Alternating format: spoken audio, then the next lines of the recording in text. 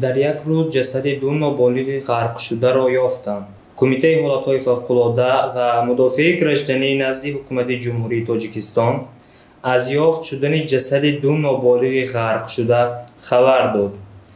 روز 19 ایول ساعت 16:40 به قسم نوبتداری کمیته حالتهای فوق‌العاده و مدافع گردشدنی نزد حکومت جمهوری تاجیکستان خبر رسید که یک پسر بچه 14 ساله ساکن دهه آریانی جماعت دهات شرف آباد شهر ایسار هنگام شناوری غرق شده است.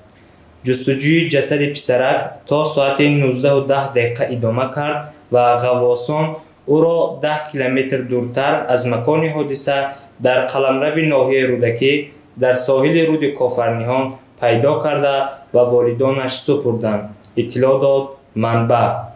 اینچنین گفته می شود که روز 19 ایول در ناحیه رودکی جسد پسر بچه را در آب پیدا کردند که چند روز پیش انیقترش بگاهی 19 ایول سال روان هنگام آببازی در دریای کافرنیان غرق شده بود.